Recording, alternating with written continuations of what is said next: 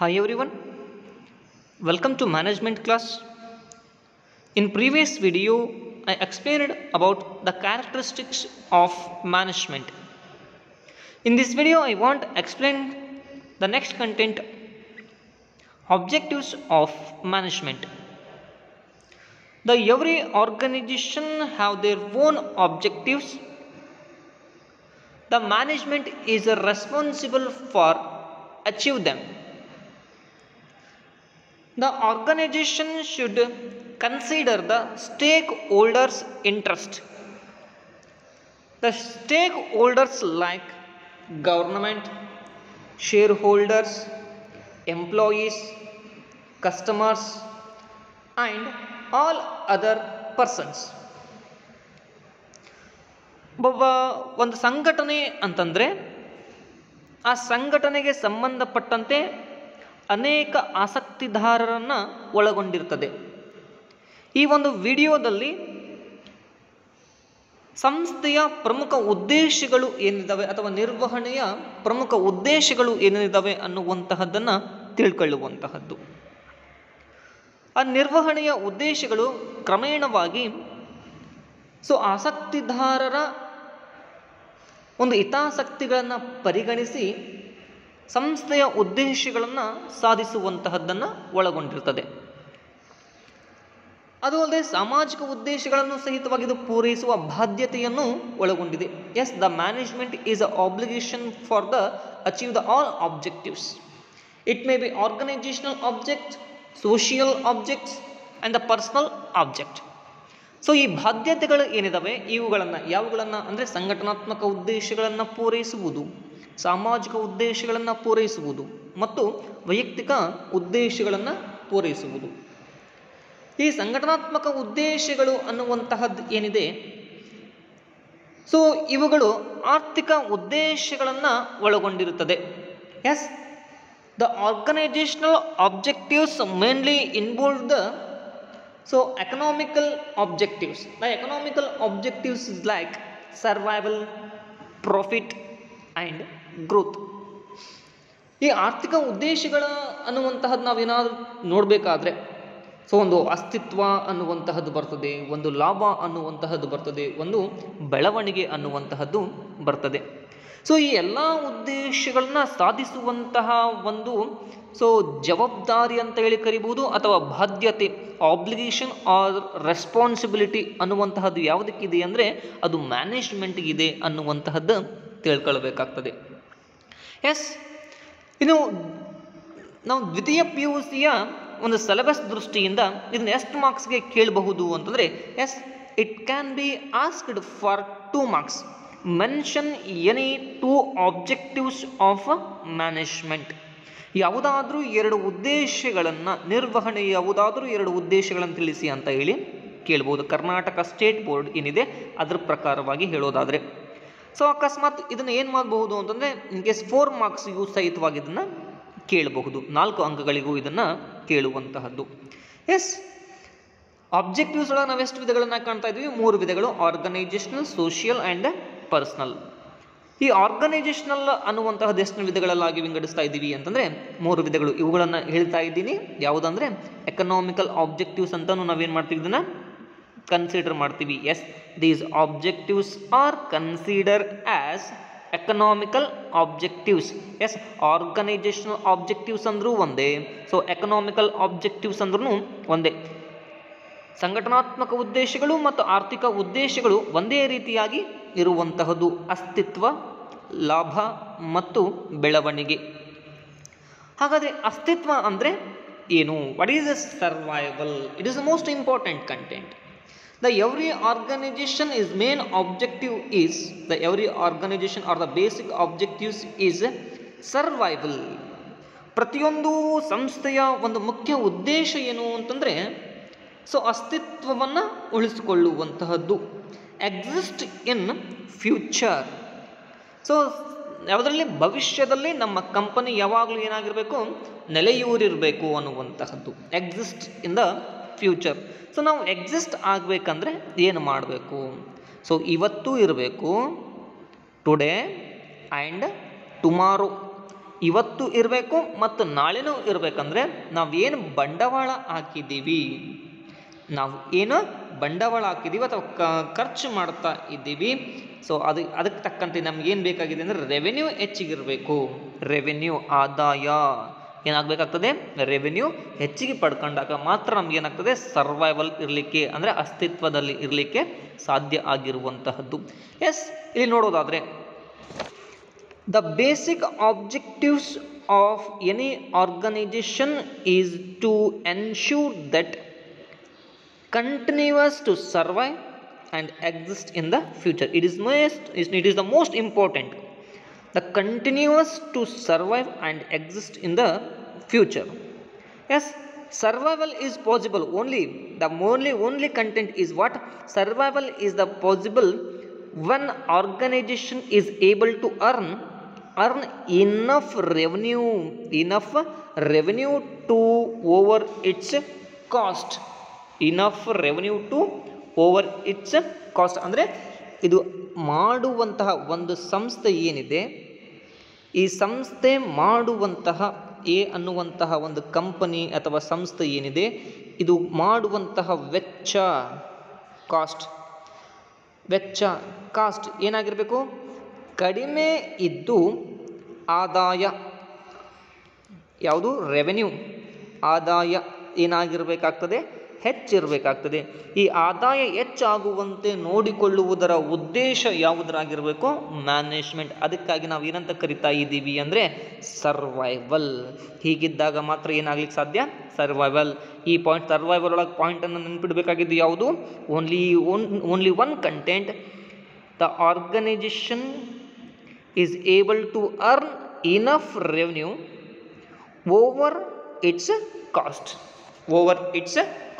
ಒಂದು ಸಂಘಟನೆ ಅಥವಾ ಒಂದು ಸಂಸ್ಥೆ ತನ್ನ ಆದಾಯವನ್ನು ಯಾವುದಕ್ಕಂತ ಹೋಲಿಕೆ ಮಾಡಿದಾಗ, ವೆಚ್ಚಕ್ಕೆ ಹೋಲಿಕೆ ಮಾಡಿದಾಗ ಹೆಚ್ಚಾಗಿ ಹೊಂದಿರುವಂತಹದ್ದು. ಇದು ನಾವೇನಂತ ಕರಿತಾ ಇದ್ದೀವಿ, ಅಸ್ತಿತ್ವವನ್ನು ತೋರಿಸ್ತದೆ. ಇದರ ಪ್ರಮುಖ ಒಂದು ಉದ್ದೇಶ. Next, profit. What is a profit? So income ಅಂತ ಹೇಳಿ ಕರಿತಾ ಇದ್ದೀವಿ. ಆದಾಯವನ್ನು ಸಹಿತ ನಾವೇನಂತ ಕರಿಬಹುದು ಅಂದರೆ ಆದಾಯ. ಎಷ್ಟು ಆದಾಯ ಬಂದಿದೆ, ಆ ಆದಾಯದ ಒಟ್ಟಾರೆ ಆದಾಯದೊಳಗೆ ವೆಚ್ಚವನ್ನು ಕಳೆದಾಗ ಉಂಟಾಗುವಂತಹ ಒಟ್ಟಾರೆಯ ಮೊತ್ತಕ್ಕೆ ನಾವೇನಂತ ಕರಿಬಹುದು ಅಂದರೆ ಪ್ರಾಫಿಟ್, ಲಾಭ ಅಂತ ಹೇಳಿ ಕರಿತಾ ಇದ್ದೀವಿ. ಲಾಭ ಅಂತ ಏನು ಮಾಡ್ಬೋದು, ಕರಿಬಹುದು. ಎಸ್, ಇಲ್ಲ ಲಾಭ ಗಳಿಸುವಂತಹದ ಪ್ರಮುಖ ಉದ್ದೇಶ ಏನು, ಲಾಭ ಗಳಿಸುವುದರ ಪ್ರಮುಖ ಉದ್ದೇಶ ಏನು ಅಂತ ಬಂದರೆ ಸಿಂಪಲ್, ಒಂದು ಅಸ್ತಿತ್ವವನ್ನು ಕಾಪಾಡಿಕೊಳ್ಳೋದು. ಇನ್ ಕೇಸ್ ಫ್ಯೂಚರ್ ಒಳಗೆ ಏನಾದರೂ ರಿಸ್ಕ್ ಬಂದರೆ ಅದನ್ನು ಬೇರ್ ಮಾಡಲಿಕ್ಕೆ, ರಿಸ್ಕ್ ಅಂದರೆ ನಷ್ಟ ಭಯ ಏನಾದರೂ ಇದ್ದರೆ ನಷ್ಟವನ್ನು ಭರಿಸಲಿಕ್ಕೆ, ರಿಸ್ಕನ್ನು ಬೇರ್ ಮಾಡಲಿಕ್ಕೆ ನಮ್ಮ ಹತ್ರ ಏನಿರಬೇಕಾಗ್ತದೆ, ಯಾವಾಗಲೂ ಪ್ರಾಫಿಟ್. ಲಾಭವನ್ನು ಹೊಂದಿರುವಂತಹದ್ದು. ಅದು ಅಲ್ಲದೆ ಫ್ಯೂಚರ್ ಒಳಗೆ ಏನೇನು ಅಡ್ವಾಂಟೇಜಸ್ ಇದ್ದಾವೆ, ಅಪಾರ್ಚುನಿಟೀಸ್ ಇದ್ದಾವೆ. ಫ್ಯೂಚರ್ ಒಳಗೆ ಯಾವ್ಯಾವ ಅಪಾರ್ಚುನಿಟೀಸ್ ಇದ್ದಾವೆ, ಆ ಅಪಾರ್ಚುನಿಟಿಯನ್ನು ಗೇನ್ ಮಾಡ್ಕೊಳ್ಳಿಕ್ಕೆ, ಏನನ್ನ ಅಪಾರ್ಚುನಿಟಿಯನ್ನು ಹೊಂದ್ಕೊಳ್ಳಿಕ್ಕೆ ಬೇಕಾಗಿರುವಂತಹದ್ದು ಯಾವುದು ಅಂದರೆ profit. Yes, no one organisation can survival. ಯಾವುದೇ ಒಂದು ಸಂಘಟನೆ ಲಾಭವಿಲ್ಲದೆ ಒಂದೇನೋ ಅಸ್ತಿತ್ವವನ್ನು ಹೊಂದಲಿಕ್ಕೆ ಸಾಧ್ಯವೇ ಇಲ್ಲ. ಹಾಗಾಗಿ ಲಾಭ ಅನ್ನುವಂತಹದ್ದು ಒಂದು ವ್ಯವಹಾರದ ಜೀವಾಳ. Profit is the life blood of the business. ಅಂದರೆ ಜೀವಕ್ಕೆ ಹೇಗೆ ಒಂದು ರಕ್ತದ ಅವಶ್ಯಕತೆ ಇರ್ತದೆ, ಹಾಗೆ ಒಂದು ಸಂಸ್ಥೆಗೆ ಪ್ರಾಫಿಟ್, ಆ ಲಾಭ ಅನ್ನುವಂತಹದ್ದು ಅಷ್ಟೇ ಅವಶ್ಯಕತೆ ಇರುವಂತಹದ್ದು. ಲಾಭ ಇಲ್ಲ ಅಂತಂದರೆ ವ್ಯವಹಾರ ಮುಂದುವರಿಸಲಿಕ್ಕೆ ಸಾಧ್ಯನೇ ಇಲ್ಲ. ಇಲ್ಲಿ ಮೇಜರ್ ಪಾಯಿಂಟನ್ನು ಕನ್ಸಿಡರ್ ಮಾಡಿದ್ರೆ profit is the life blood of business. Next, management has to ensures that organisation makes a profit because of its survival. Then profit is the reward for risk bearing and it is essential to cover costs. ಇದು ಯಾವಾಗಲೂ ಒಂದು ರಕ್ತ ಇದ್ದಂತೆ ಒಂದು ವ್ಯವಹಾರಕ್ಕೆ ರಕ್ತ ಇದ್ದಂತೆ, ಒಂದು ವ್ಯವಹಾರಕ್ಕೆ ಜೀವವಿದ್ದಂತೆ. ಕಾರಣ ಏನಂದರೆ ಇದು ಅಸ್ತಿತ್ವವನ್ನು ಹೊಂದುವಂತಹದ್ದು. ಅದಕ್ಕಾಗಿ ಒಂದು ನಿರ್ವಹಣೆ ಅನ್ನುವಂತಹದ್ದೇ ಸಂಘಟನೆ ಲಾಭವನ್ನು ಗಳಿಸಲಿಕ್ಕೆ ಸಾಧ್ಯವಾದಷ್ಟು ಏನು ಮಾಡಬೇಕಾಗ್ತದೆ, ಪ್ರಯತ್ನವನ್ನು ಪಡಲೇಬೇಕಾಗ್ತದೆ. ಅದು ಅಲ್ಲದೆ ಪ್ರಾಫಿಟಿಂದ ಏನಾಗ್ತದೆ ಅಂತ ಬಂದಾಗ ನಷ್ಟ ಭಯ ಕಡಿಮೆ ಮಾಡಬಹುದು ಮತ್ತು ಸೊ ಅದರ ಯಾವುದೋ ವೆಚ್ಚವನ್ನು ಕಡಿಮೆ ಮಾಡಲಿಕ್ಕೂ ಸಹಿತವಾಗಿ ಇದರಿಂದ ಸಾಧ್ಯ ಆಗ್ತದೆ. ಲಾಭದಿಂದ ನೋಡ್ಕೊಳ್ಳೋದಾದರೆ. ನೆಕ್ಸ್ಟ್ ಒನ್, ಬೆಳವಣಿಗೆ, growth. What is a growth? It is most important. Growth ಅಂದರೆ ಏನು? ಒಂದು ಸಂಸ್ಥೆ ಅನ್ನುವಂತಹದ್ದು ಇದೆ ಅಂತ ತಿಳ್ಕೊಳ್ಳೋಣ. ಯಾವುದು ಅಂದರೆ ಸಣ್ಣದಾಗಿ ತೆಗೆದುಕೊಂಡಂತಹ ಒಂದು ಯಾವುದೋ ಒಂದು ಶಾಪ್, ಮೆಡಿಕಲ್ ಶಾಪ್ ಅಂತ ಈ ಸದ್ಯ ಪ್ರೆಸೆಂಟ್ ಒಳಗೆ ಯಾವುದು ಮೆಡಿಕಲ್ ಶಾಪ್ ಅಂತ ತಿಳ್ಕೊಂಡ್ರೆ, ಮೊದಲು ಸಣ್ಣದಿತ್ತು. ತದನಂತರದಲ್ಲಿ ಒಂದು 10 ವರ್ಷ ಆದಮೇಲೆ ಮತ್ತೊಂದು ಏನು ಮಾಡ್ದ ಅವನು, ದೊಡ್ಡದಾದಂತಹ ಫರ್ಮನ್ನು ಓಪನ್ ಮಾಡ್ದ. ಫಸ್ಟ್ ಇದು ಎಲ್ಲಿತ್ತು ಅಂದರೆ ಇದು ಬಾಗಲಕೋಟಲ್ಲಿತ್ತು ಈ ಫರ್ಮು, ಬಾಗಲಕೋಟಲ್ಲಿತ್ತು ಇಷ್ಟು ಫರ್ಮು.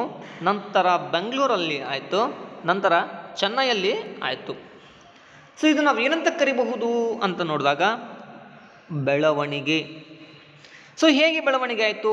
ಸಿಂಪಲಾಗಿ ನೋಡ್ತಾ ಹೋದರೆ ಸಣ್ಣದಿದ್ದಾಗ ಎಷ್ಟು ಜನ ಇದ್ದರು? 4 ಜನ ಅಥವಾ 5 ಜನ ವರ್ಕರ್ಸ್ ಇದ್ದರು. ಸೊ ನಮ್ಮ ಇನ್ಫ್ರಾಸ್ಟ್ರಕ್ಚರ್ ಏನಿತ್ತು? ಕಡಿಮೆ ಪ್ರಮಾಣದಾಗಿತ್ತು. ಕಡಿಮೆ ಪ್ರಮಾಣದಾಗಿತ್ತು. ಮಾರಾಟದ ಪ್ರಮಾಣ, ಸೇಲ್ಸ್ ವ್ಯಾಲ್ಯೂಮ್ ಎಷ್ಟಿತ್ತು? ಕಡಿಮೆ ಇತ್ತು. ಸೇಲ್ಸ್ ವ್ಯಾಲ್ಯೂಮ್ ಏನಾಗಿತ್ತು? ಕಡಿಮೆ ಇತ್ತು. ಆ್ಯಂಡ್ ರೆವೆನ್ಯೂ ಏನಿತ್ತು? ಕಡಿಮೆ ಇತ್ತು. ಎಲ್ಲಿ? ಈ ಒಂದು ಪಾಯಿಂಟ್ ಒಳಗೆ ನೋಡ್ತಾ ಹೋದರೆ. ಸೊ 5 ಅಥವಾ 10 ವರ್ಷಗಳ ನಂತರ ನಾವು ನೋಡ್ತಾ ಹೋದಾಗ ಸೊ ಅದು ಕ್ರಮೇಣವಾಗಿ ಹೆಚ್ಚಾಗ್ತಾ ಏನಾಯಿತು? ಬೆಳವಣಿಗೆಯನ್ನು ಹೊಂತಾಯಿತು. ಬೆಳವಣಿಗೆ ಅಂದಾಗ ಸೊ ಸಿಂಪಲ್ ಪರ್ಸನ್ಸ್ ಏನಾದರೂ ಹೆಚ್ಚಾಗ್ತಾ ಹೋದರು. 5 ಇದ್ದು 50 ಜನ ಆದರು. ಸೇಲ್ಸ್ ವ್ಯಾಲ್ಯೂಮ್ 100 ಇದ್ದಿದ್ದು 200 ಆಯಿತು. ಸೊ ರೆವೆನ್ಯೂ 400 ಇದ್ದಿದ್ದು 800 ಆಯಿತು. So double. ಸೊ ಎಲ್ಲ ಎಂಪ್ಲಾಯ್ಮೆಂಟ್ ಅಪಾರ್ಚುನಿಟಿ ಇನ್ಕ್ರೀಸ್ ಆಗಿರುವಂತಹದ್ದು. ಸೊ ಅದು ಅಲ್ಲದೆ ಇನ್ಫ್ರಾಸ್ಟ್ರಕ್ಚರ್ ಡೆವಲಪ್ಮೆಂಟ್ ಆಗಿರುವಂತಹದ್ದು. ಅದು ಅಲ್ಲದೆ ಇನ್ವೆಸ್ಟ್ಮೆಂಟ್ ಪ್ರಮಾಣ ಏನಾಗಿದೆ? ಹೆಚ್ಚಿಗೆ ಆಗಿರುವಂತಹದ್ದು. ಇವೆಲ್ಲವನ್ನು ಕನ್ಸಿಡರ್ ಮಾಡಿದಾಗ ನಾವೇನಂತ ಕರಿಬಹುದು ಇದನ್ನು ಅಂತಂದರೆ ಆರ್ಗನೈಜೇಷನಲ್ ಗ್ರೋತ್ ಅಂತ ಹೇಳಿ ಕರಿಬಹುದು. ಸಿಂಪಲ್. ಎಂಪ್ಲಾಯ್ಮೆಂಟ್ ಅಪಾರ್ಚುನಿಟಿ ಹೆಚ್ಚಿಗಾಗ್ತದೆ, ರೆವೆನ್ಯೂ ಹೆಚ್ಚಿಗಾಗ್ತದೆ, ಪ್ರಾಫಿಟ್ ಹೆಚ್ಚಿಗಾಗ್ತದೆ, ಸೇಲ್ಸ್ ವ್ಯಾಲ್ಯೂಮ್ ಹೆಚ್ಚಿಗಾಗ್ತದೆ. Next, size of the firm ಏನಾಗ್ತದೆ? ದೊಡ್ಡದಾಗಿ ಕಾಣ್ತದೆ, ಹೆಚ್ಚಿಗಾಗಿರುವಂತಹದ್ದು ಕಾಣ್ತಾ ಇದ್ದೀವಿ. ಸೊ ಇವೆಲ್ಲ ಕ್ಯಾಪಿಟಲ್, ಇನ್ವೆಸ್ಟ್ಮೆಂಟ್ ಆಫ್ ಕ್ಯಾಪಿಟಲ್ ಏನಾಗ್ತದೆ? ಹೆಚ್ಚಿರುವಂತಹದ್ದು. ಇವೆಲ್ಲ ಏನಾಗಿರುವಂಥ ಅಂದರೆ ಇವ್ಯಾವ್ಯಾವ ಪ್ರಮಾಣಗಳಿದ್ದಾವೆ ಈ ನೋಡ್ತಾ ಹೋದರೆ ಸಣ್ಣದಿಂದ ಏನಾಗ್ತಾ ಇರ್ತದೆ, ದೊಡ್ಡದಾಗಿ ನೋಡ್ತಾ ಇದ್ವಿ ಅಂದರೆ ಇಟ್ ಈಸ್ ಅ ಗ್ರೋತ್. ಹಾಗಾಗಿ ನಾವು ಏನೇನು ನೋಡ್ಬೋದು? a business needs to add to its prospects in a long run. ಭವಿಷ್ಯದ ಒಂದು ವ್ಯವಹಾರದ ಬೆಳವಣಿಗೆಗೆ ಅತ್ಯಂತ ಅವಶ್ಯಕವಾಗಿರುವಂತಹದ್ದು. ಸೊ ಹಾಗಾಗಿ ಈ ಅವಶ್ಯಕತೆಗೆ ಅನುಗುಣವಾಗಿ for this the organisation must grow and expand to survive in the long run. Expand ಮಾಡೋದು, ವಿಸ್ತರಣೆ ಮಾಡೋದು. ಹೇಳ್ತಾ ಇದ್ದೆ, ಸಣ್ಣ ಸೈಜ್ ಒಳಗಿದ್ದನ್ನು ದೊಡ್ಡ size. Expand not only in the size of the firm, so it including what? Employment opportunity, sales volume, ಆಮೇಲೆ shares value. ಅಲ್ಲಿ ಶೇರುಗಳ ಸಂಖ್ಯೆ ಹೆಚ್ಚು, ಪ್ರತಿಯೊಂದರ ಸಂಖ್ಯೆ ಏನಾಗ್ತಾ ಇರ್ತದೆ ಅಂತಂದರೆ ಹೆಚ್ಚಾಗ್ತಾ ಇರ್ತದೆ. ಇಲ್ಲಿ ಇನ್ನು ಭವಿಷ್ಯದ ದೃಷ್ಟಿಯಿಂದ growth of the organisation indicates how well it is able to exploit its potential opportunity. It is most important. What?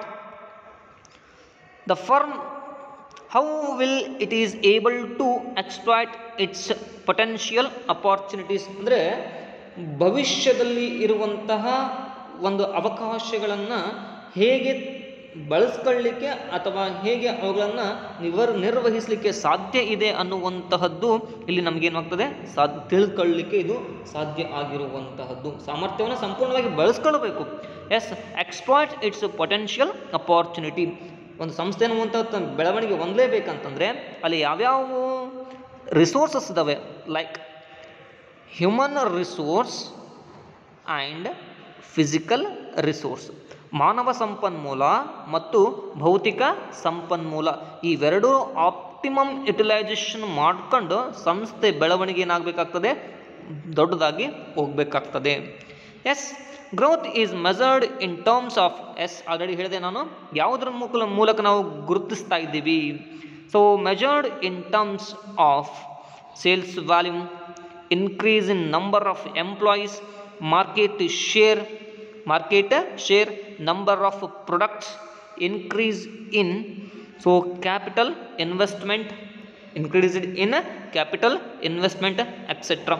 ಈ ಎಲ್ಲ ಅಂಶಗಳನ್ನು ಆಧಾರವಾಗಿ ಇಟ್ಕೊಂಡೇ ನಾವೇನಂತ ಹೇಳ್ತಾ ಇದ್ದೀವಿ, ಗ್ರೋತ್, ಬೆಳವಣಿಗೆ ಅಂತ ಹೇಳಿ ಕರಿತಾ ಇದ್ದೀವಿ. ಎಸ್, ಇವೆಲ್ಲ ಇಂಪಾರ್ಟೆಂಟ್ ಏನ್ರಿ ಅಂತ ಏನಾದರೂ ತಿಳಿಯಾಗಿ ಬಂದರೆ, yes it is most important because of survival, profit and growth.